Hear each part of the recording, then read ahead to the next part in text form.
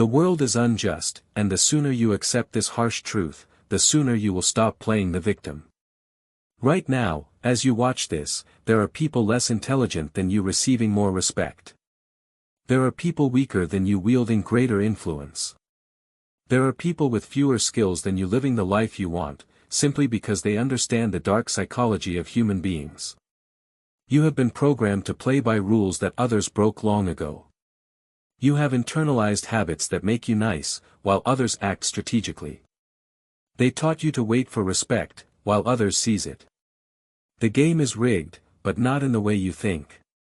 It is rigged against those who refuse to learn its true rules. It is rigged against those who believe in absolute justice. It is rigged against those who think good intentions are more important than psychological dominance. 500 years ago, Niccolò Machiavelli decoded the cipher of the true mechanisms of power and influence. He discovered why good men end up lagging behind and why the world is ruled by ruthless strategists. Today, I will share 8 dark psychological principles that will transform you from a person who is ignored into someone who becomes dangerously confident, untouchable, and impossible to ignore. But I warn you, once you see the matrix of human psychology, you cannot close your eyes to it. And once you understand these principles, you will never be able to play the victim role again. Let me tell you about the moment everything changed for me. I was that man with all the right answers, but no one was listening. I was intelligent, hardworking, honest, and completely invisible. I saw confident fools being promoted above me. I watched manipulative people building empires while the sincere struggled. I witnessed charismatic psychopaths attracting followers while good people ate alone. Then I realized the truth no one wants to admit. The world does not reward intelligence, it rewards influence. The world does not respect good hearts, it respects a powerful presence. The world does not care about your moral virtues as much as it cares about your psychological dominance. This realization destroyed my naive view of the world. But it also freed me from a life of frustration and obscurity. Machiavelli lived in Renaissance Italy, surrounded by political intrigue, betrayal, and psychological warfare. He saw kingdoms rise and fall based on one simple principle: those who understand human psychology rule those who do not. His observations are not just historical curiosities, they are operational manuals for anyone who wants to stop being manipulated and start becoming magnetic. To be ruthless does not mean to be unjust, it means to be psychologically mature and strategic. It means realizing that while you play the game of being good with good intentions, others are playing chess with calculated moves. Before we dive deep, I want you to do something.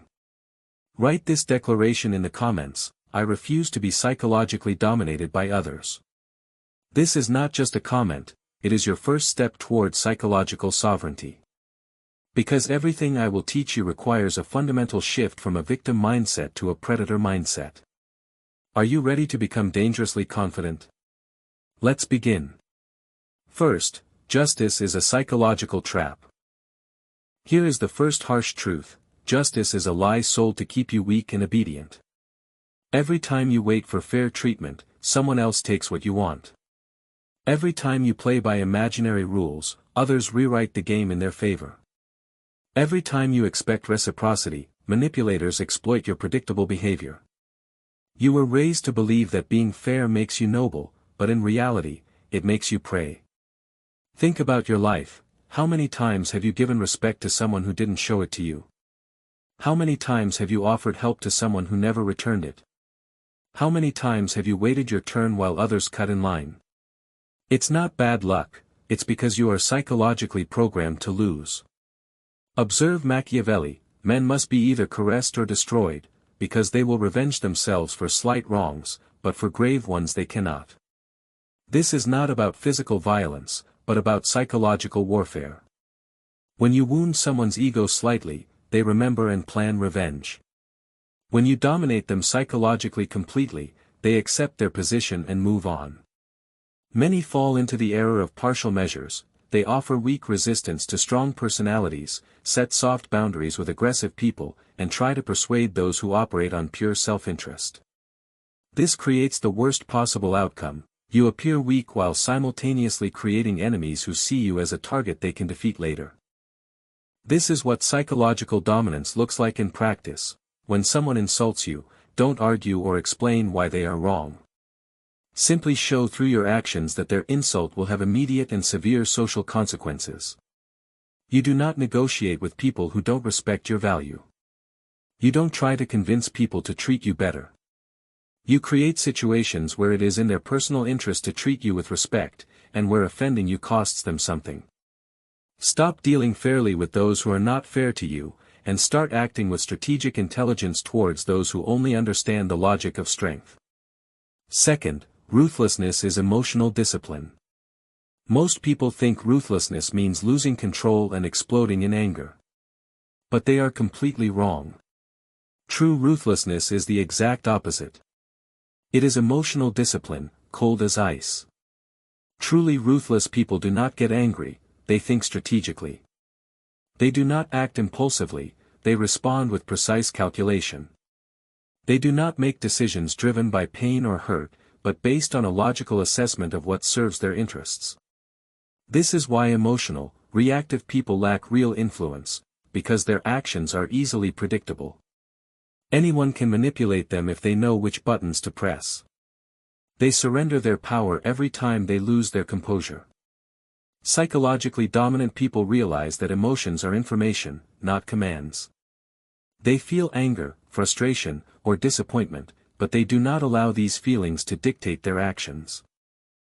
I'll give you an example. Someone tries to embarrass you in front of others or undermine your reputation. The emotional person rushes to defend themselves, argues, and tries to explain their position. This makes them look weak and reinforces the attacker's power. The psychologically disciplined person takes a different path. They notice the attack, feel what they feel, then ask themselves, what response would be most damaging to this person's social standing while simultaneously strengthening my position? Perhaps they ignore the attack completely to show the attacker isn't worth their energy. Perhaps they respond with a cold, precise correction that makes the attacker look foolish to everyone. Or perhaps they leverage the situation to display their composure and superiority in self-control. The key here is that their response is chosen, not provoked. Machiavelli understood this when he said it's better to deliver all injuries at once, because prolonged damage breeds resentment. When you are forced to respond to a psychological attack, make your response decisive and final. Don't engage in ongoing drama or repeated arguments. Take one calculated step that ends the conflict in your favor. Think of the most psychologically strong people around you. Do they constantly lose their temper? Do they get into verbal fights? Do they allow others to control their emotional state? Absolutely not. They maintain their emotional sovereignty. They choose their battles carefully and respond with reason, not emotion. This emotional discipline becomes a tremendous source of psychological strength. When others realize they cannot manipulate your emotions, they begin to treat you with caution and respect. Control your emotional reactions and let others react while you respond with strategic intelligence. Third, psychological dominance outweighs likability. This truth will shatter your people-pleasing programming. Being respected is far more important and valuable than being liked.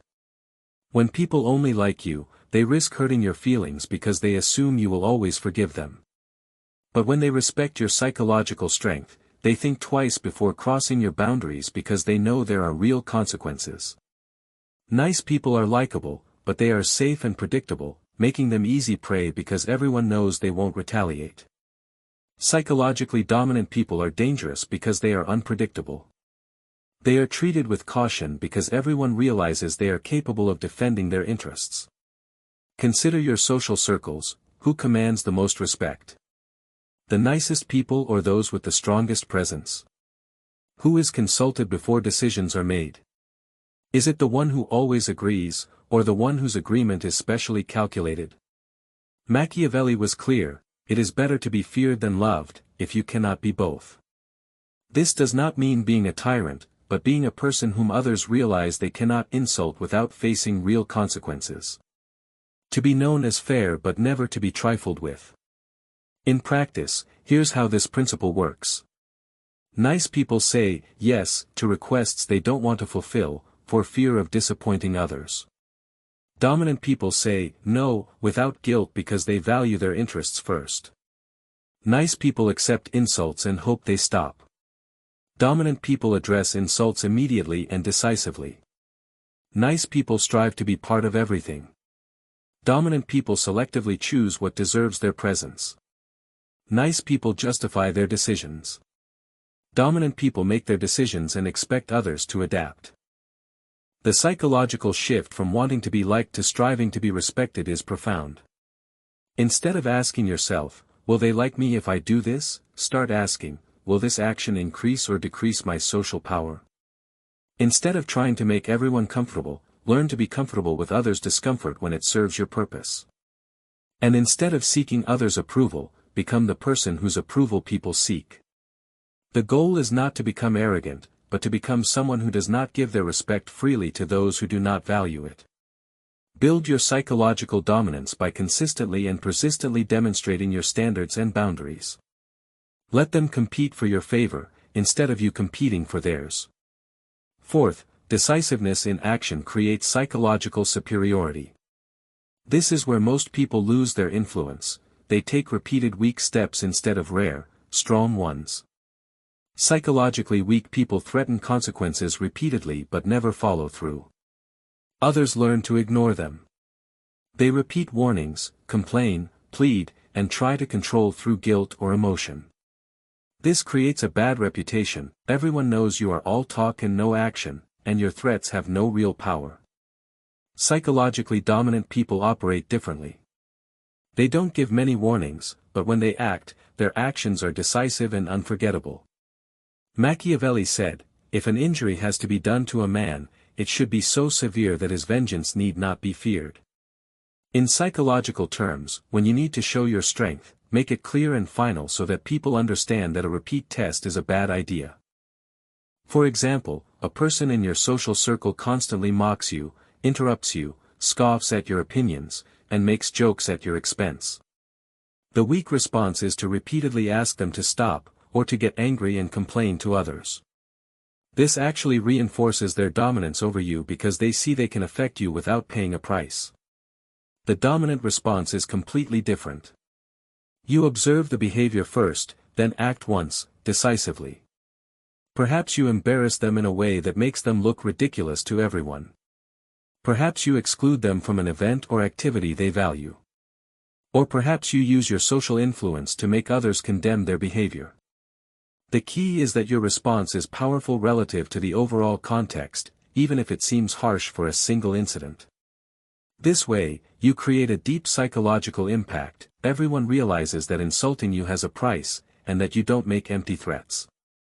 When you do this, people realize that when you act with power and decisiveness.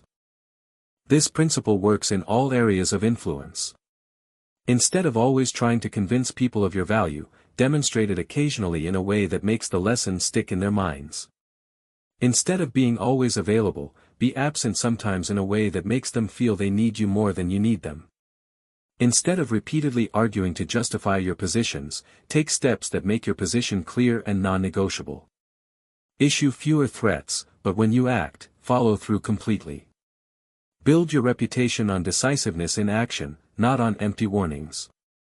Fifth, impression management is control over reality. This is the most refined form of psychological influence, realizing that people's impression of you is more important than your actual reality.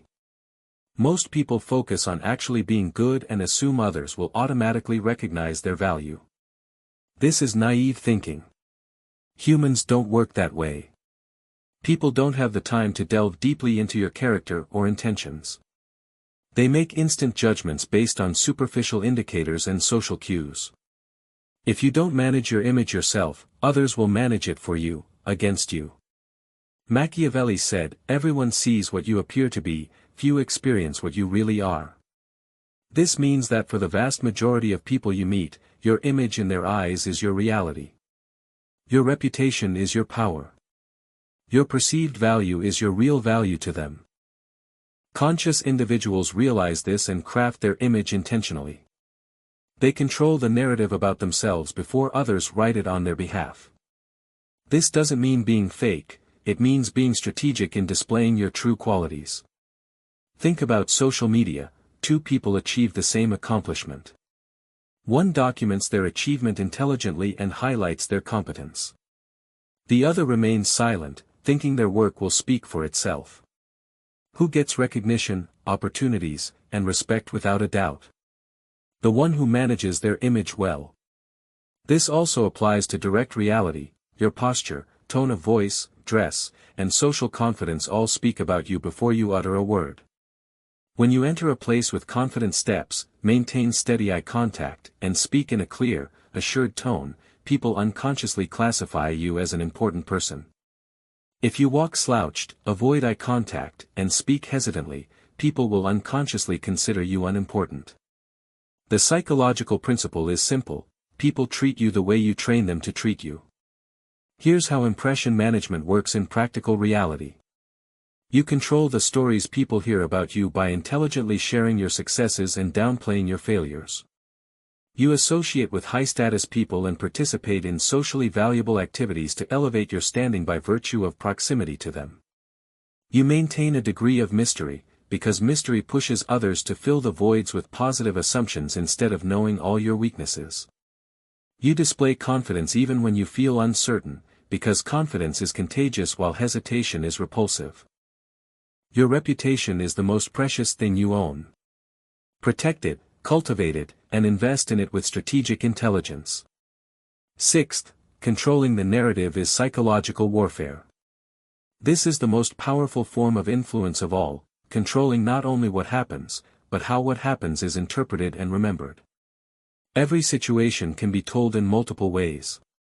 The same action can be seen as leadership or arrogance, as strength or aggression. The person who controls the narrative controls the meaning. Most people focus on their actions and forget the story told about them. This is a fatal mistake.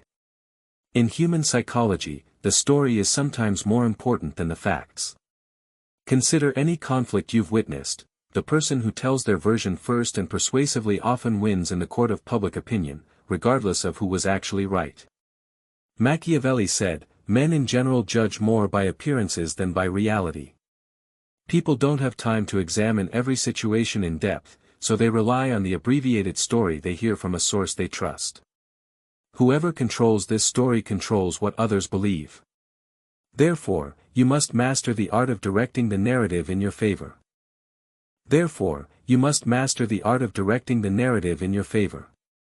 When you succeed, you are the one telling the story of your success in a way that highlights your strategic intelligence, not just your luck.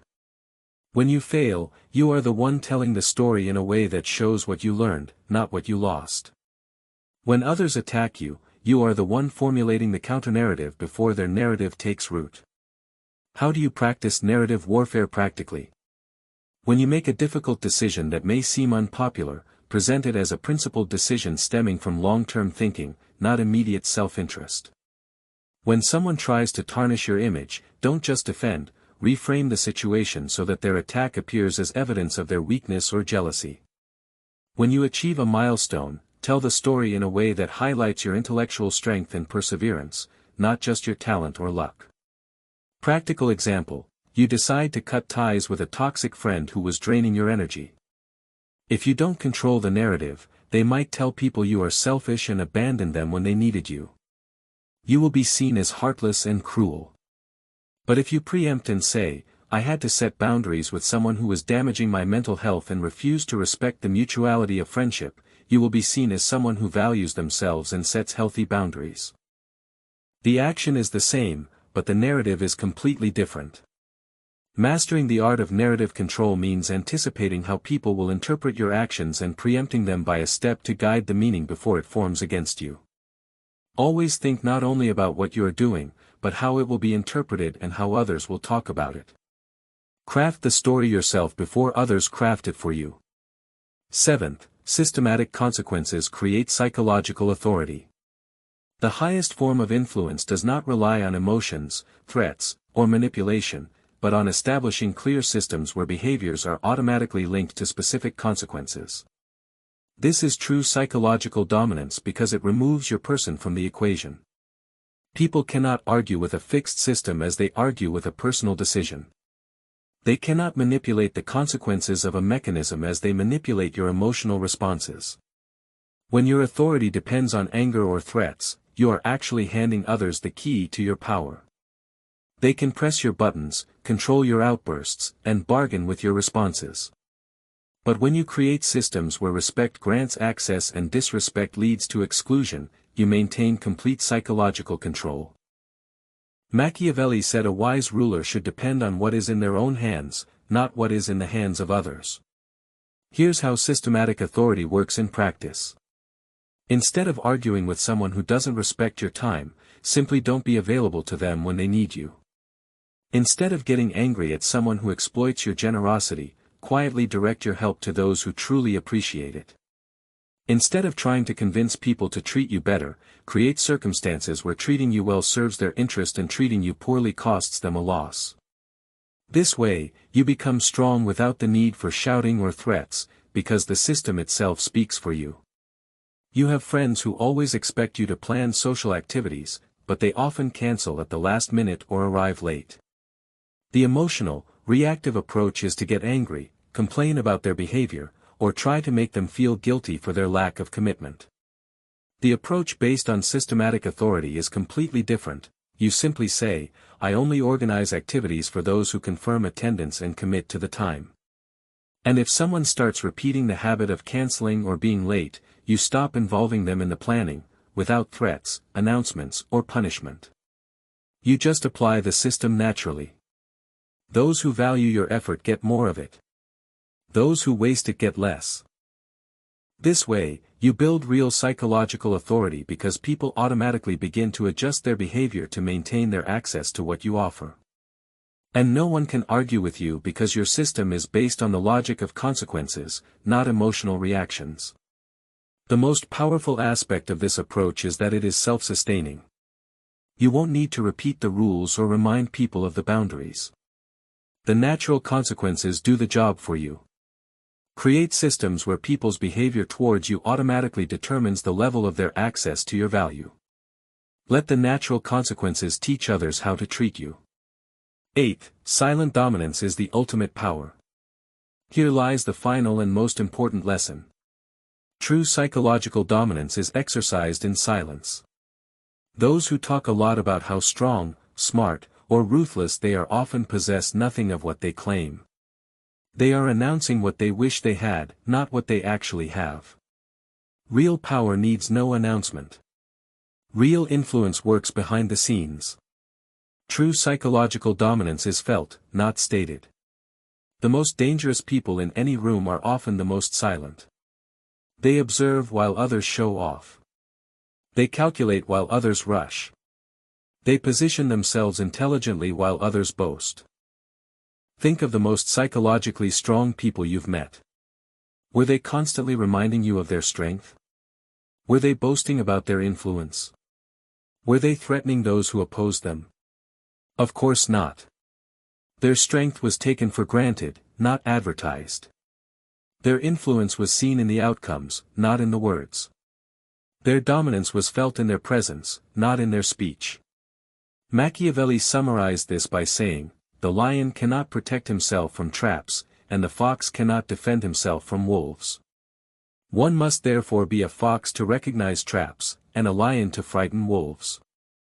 That is, you need strategic cunning when situations require guile, and ruthless psychological strength when situations require firmness. But the secret is to transition between these two modes seamlessly without revealing your strategy. In practical application, this means your opponents don't see your moves until it's too late. Your allies don't realize how you've positioned them until they benefit from their new position. Your enemies don't know you've undermined their influence until it has already collapsed. Silent dominance looks like this. You build your influence quietly without announcing your intentions. You position yourself intelligently without revealing your strategy.